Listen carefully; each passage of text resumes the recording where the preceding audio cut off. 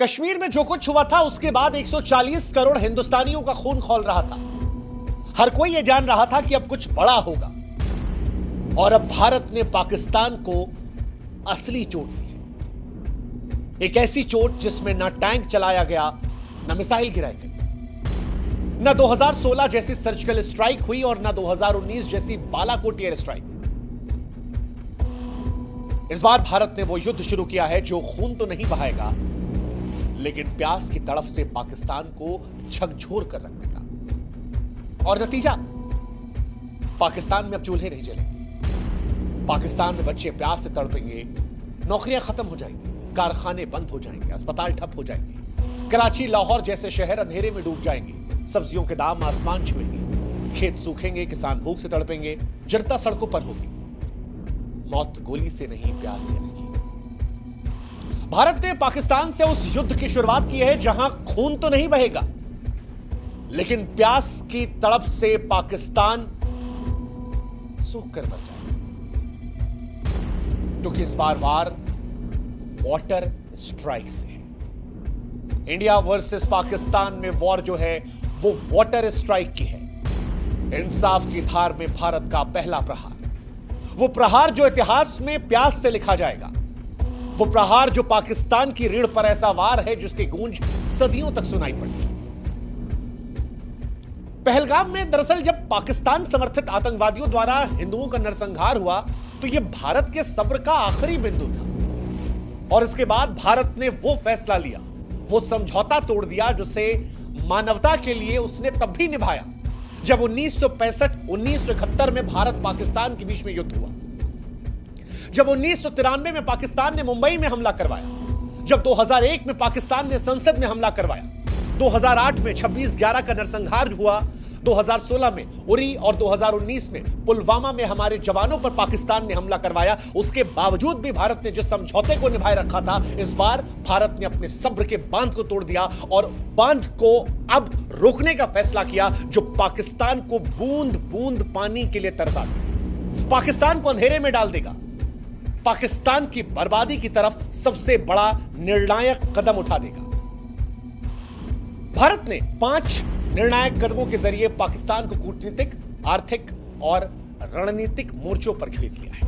5 फैसले लिए, पंच मारा है।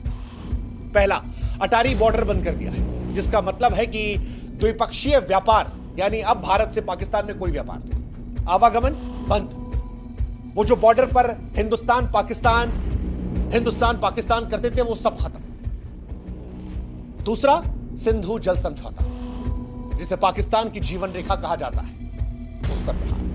तीसरा, भारत में पाकिस्तानी उच्चायोग को बंद कर दिया, कहा सामान पैक करो, यहां से।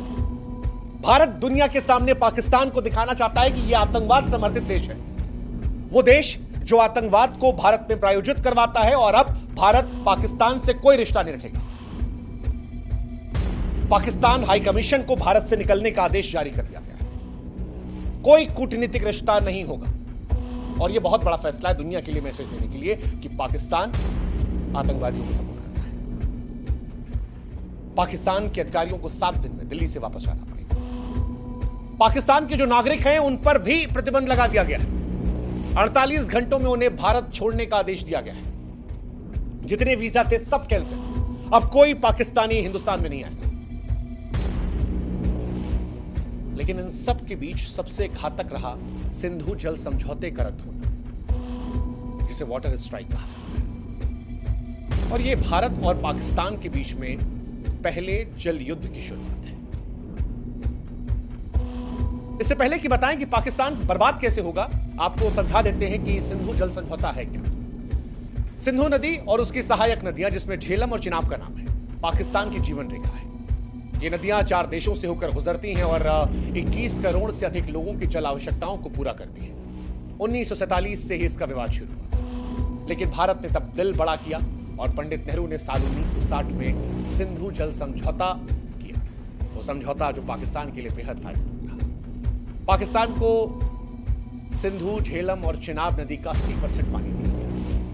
भारत को रावी, व्यास, सतलज का पानी मिला, जो टोटल पानी का 20% था। अब यह समझौता पाकिस्तान के लिए लाइफलाइन है। भारत जैसा हमने कहा कि जब तमाम बार तनाव हुए तब भी इस समझौते को ब्रेक नहीं किया, क्योंकि यह समझौता पाकिस्तान को बर्बाद करने के लिए काम। और अब जब भारत ने यह कदम उठाया है तो पाकिस्तान पर इसके विनाशकारी प्रभाव पड़ेंगे। कैसे, वो हम समझाते हैं। दरअसल पाकिस्तान की 80% सिंचाई सिंधु और इसकी सहायक नदियों पर निर्भर है। पाकिस्तान में खेती करने के लिए जो 93% पानी का उपयोग होता है वो यहीं से होता है, और बिना पानी के पाकिस्तान के जितने खेत हैं वो सब बंजर हो जाएंगे, फसलें नष्ट हो जाएंगी, किसान बर्बाद हो जाएंगे, हताशा नजर आएगी। ये पहली कहानी है। असर क्या होगा? असर यह भी होगा कि खेत खलिहानों के साथ साथ पाकिस्तान के जो बड़े शहर हैं, कराची, लाहौर, मुल्तान, इन शहरों में जल आपूर्ति इन्हीं नदियों पर निर्भर है। अब पानी की कमी होगी तो लोग एक एक गिलास साफ पानी के लिए तरसेंगे। पाकिस्तान में माएं अपने बच्चों के लिए पानी की तलाश में भटकेंगी। अस्पतालों में मरीजों का इलाज प्रभावित होगा। तीसरा, पाकिस्तान अंधेरे में डूब जाएगा। सिंधु बेसिन पर बने हाइड्रो पावर की बिजली का प्रमुख स्रोत है। पानी की कमी से बिजली का उत्पादन ठप हो जाएगा। पाकिस्तान के बड़े शहर कराची, मुल्तान, लाहौर, ये सब शहर अंधेरे में डूब जाएंगे, कारखाने बंद हो जाएंगे। और अब क्योंकि गर्मी आने वाली है, ऐसे में ये गर्मी असहनीय हो जाएगी, बर्दाश्त के बाहर हो जाएगी। पाकिस्तान वैसे भी बिजली संकट का बहुत सामना करता है। बीते साल भी आए दिन पाकिस्तान में ब्लैकआउट हुआ था। इस साल गर्मी पाकिस्तान को बहुत महंगी पड़ी। खेत खलिहानों में क्योंकि पानी आएगा नहीं, तो पाकिस्तान में फसलों की कमी के चलते अनाज और सब्जियों की कीमतें जो है वो आसमान को छू जाएंगी। पाकिस्तान वैसे भी भुखमरी कगार पर है, लेकिन अब गरीब परिवारों की थालियां खाली हैं। भुखमरी का खतरा मंडराएगा। अब क्योंकि कृषि और बिजली क्षेत्र ठप रहेगा तो पाकिस्तान की अर्थव्यवस्था चरमरा जाएगी, निवेशक भाग जाएंगे, बाजारों में अस्थिरता रहेगी। इसके साथ ही पाकिस्तान में जनसंख्या विस्थापन होगा, क्योंकि जहां जहां ये समस्याएं बढ़ेंगी वहां से आबादी कहीं और जाएगी, और जहां पर जाएगी वहां का सारा सिस्टम डैमेज हो जाएगा। पाकिस्तान की जनता सरकार के खिलाफ विरोध को लेकर सड़कों पर भी आ सकती है। सरकार के खिलाफ पाकिस्तान में नाराजगी बढ़ सकती है, और पाकिस्तान में सरकार को तमाम तरह की परेशानियों का सामना करना पड़ सकता है। पाकिस्तान में बेरोजगारी पहले से कहीं ज्यादा बढ़ सकती है, क्योंकि कृषि और बिजली क्षेत्र से ठप हुआ सब कुछ तो अर्थव्यवस्था चरमराएगी। पाकिस्तान वैसे ही निवेशकों की कमी से परेशान है, और इसके बाद निवेशक भाग जाएंगे, कंपनियां बंद हो जाएंगी, बाजारों में अस्थिरता बढ़ेगी, और पाकिस्तान अलग अलग दृष्टिकोण से बर्बादी की तरफ चला जाएगा। हालांकि क्या ऐसा कल से ही होने वाला है? तो जवाब है नहीं। भारत ने जो यह फैसला लिया है, यह ऐसा नहीं है कि कल से ही पाकिस्तान को बर्बाद कर देगा, क्योंकि कई लोग के मन में सवाल है कि क्या ऐसा फैसला लेने के बाद पाकिस्तान तुरंत बर्बाद हो जाएगा, या बर्बाद पाकिस्तान होगा तो कितना समय लगेगा? इसका जवाब भी हम आपको देते हैं। सिंधु जल संधि टूटने से तत्काल गंभीर नुकसान पाकिस्तान को नहीं है। क्यों नहीं है वो समझाते हैं। सिंधु, झेलम, चिनाब नदियों का पानी जो है वो तुरंत नहीं रुकेगा, क्योंकि ऐसा करने के लिए भारत को बड़े बांधों की जरूरत है, जो फिलहाल अभी तैयार नहीं है। इसके अलावा पाकिस्तान के पास तारबेला, मंगल जैसे जलाशय भूजल है, जो कुछ महीनों तक कृषि, पानी, बिजली की जरूरतों को पूरा कर सकते हैं। एक, भारत ने यह फैसला आतंकवाद के दृष्टिकोण से लिया है, लेकिन पाकिस्तान भी इसके बाद छाती पीटने विश्व बैंक और अंतर्राष्ट्रीय समुदायों के पास जाएगा, मानवता की दुहाई देगा, आवाम को बचाने की अपील करेगा, और अंतर्राष्ट्रीय समुदाय के जरिए भारत पर दबाव डलवाने की कोशिश करेगा। हालांकि भारत की सरकार ने जब यह फैसला लिया है तो वो इसके परिणामों से वाकिफ रही होगी कि क्या हो सकता है। तीसरा, पाकिस्तान बारिश या ग्लेशियर पिघलने से बच सकता है, क्योंकि ऐसा रहा तो नदियों में पानी बना रहेगा। पाकिस्तान जो छोटे छोटे नहरें हैं, जलाशय है, भूजल है, उनका इस्तेमाल करके तत्कालिक तौर पर परेशान नहीं। ये बात सच है, तुरंत खतरा नहीं है पाकिस्तान पर, लेकिन एक सच जो है वो ये कि हर पाकिस्तानी के दिल में भविष्य को लेकर डर रहेगा। पाकिस्तानियों में अनिश्चितता बनी रहेगी, और जब भी लंबे समय में भारत पूरा पानी रोकने की क्षमता बनाएगा, तब पाकिस्तान में असली संकट है। खेती का संकट, नौकरी का संकट, रोजगार का संकट, बिजली का संकट, बर्बादी का संकट, भूख का संकट, और इन सबसे चीखें। अभी ये सिर्फ डर है जो चुपके से पाकिस्तान में खरीद रहा है, लेकिन भारत ने कश्मीर के पहलगाम में जो कुछ देखा, जो कुछ सुना, जो कुछ जाना, उससे जो डर पैदा हुआ, जो गुस्सा पैदा हुआ, जो नफरत आई, उसके बाद मानो पाकिस्तान को स्पष्ट संदेश देने का मन बना हुआ है कि भारत ना हमास जैसी हरकत बर्दाश्त करेगा और ना पहले जैसी खामोशी।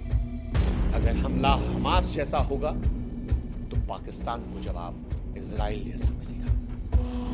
और इसीलिए हम कह रहे हैं कि चाहे एयर स्ट्राइक हो या सर्जिकल स्ट्राइक, उससे कहीं ज्यादा भारी ये वाटर स्ट्राइक होगी, क्योंकि ये वाटर स्ट्राइक न केवल पाकिस्तान को झकझोरेगी बल्कि विश्व को भारत की दृढ़ता का संदेश देगी और भविष्य में सुनिश्चित करेगी कि पाकिस्तान ऐसी कोई हिमाकत करने के पहले 10,000 मर्तबा सोचे, अपनी आवाम को लेकर सोचे कि क्या वो अपनी आवाम को यूं मरने के लिए छोड़ देगा। इंसानियत के दृष्टिकोण से भारत ने उठाए कदम शायद बहुत कठोर है,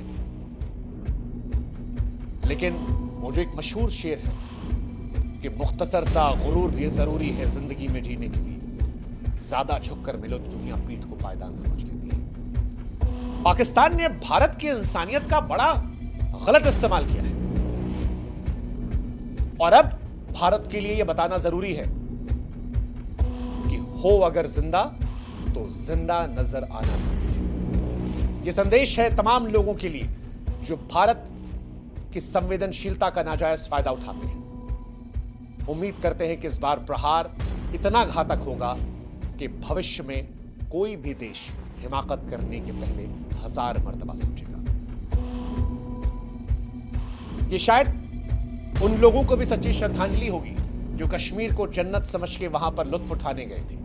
वो लोग जो अपने हनीमून पर गए थे, या वो जो कहीं नौकरी करने के बाद चंद पैसे बचाकर जिंदगी की थोड़ी खुशियां ढूंढने गए थे और उन्हें बेरहम मौत दे दी गई क्योंकि वो हिंदू थे। हिंदुस्तान गोली नहीं चलाएगा, युद्ध खून से नहीं लड़ेगा, लेकिन इस बार वॉर पानी का होगा, प्यास का होगा, और पाकिस्तान इस बार प्यास की तरफ से झकझोर जाएगा। इंसाफ की